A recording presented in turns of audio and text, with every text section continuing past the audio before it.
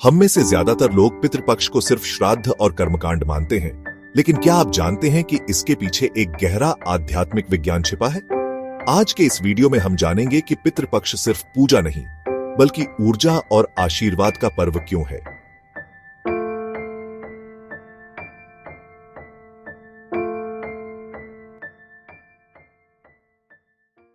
हिंदू शास्त्रों के अनुसार भाद्रपद पूर्णिमा से लेकर अमावस्या तक पितृलोक के द्वार खुलते हैं।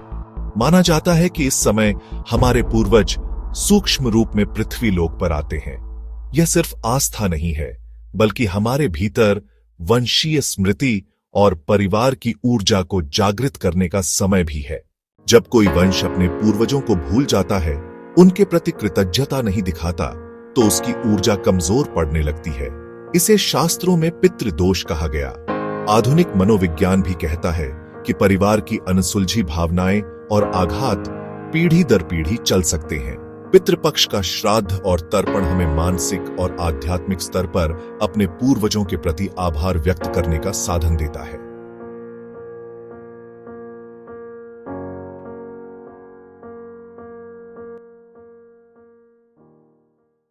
जब हम पिंडदान, तिल, जल या भोजन अर्पित करते हैं, तो यह सिर्फ प्रतीकात्मक नहीं, बल्कि एक मानसिक संकल्प होता है।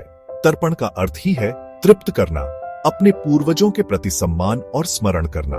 इस दौरान ब्राह्मण, गरीब, पशु पक्षियों को भोजन कराने से हमारे भीतर दयालुता, उदारता और सामूहिकता की भावना बढ़ती है। यही भावना हमारी वंशीय ऊर्जा को शुद्ध करती है और आशीर्वाद के रूप में लौटती है। आज के समय में चाहे हम शहर में हो या विदेश में, पूर्वजों को स्मरण करने के लिए पितृपक्ष एक अवसर है।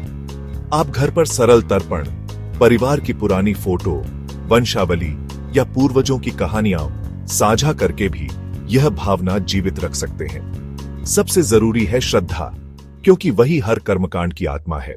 अब आप समझ गए होंगे कि पितृपक्ष सिर्फ कर्मकांड नहीं, बल्कि हमारे पूर्वजों के आशीर्वाद और ऊर्जा को जागृत करने का पर्व है। इस वीडियो को अपने दोस्तों और परिवार के साथ शेयर करें, ताकि हर कोई इस आध्यात्मिक विज्ञान को समझ सके।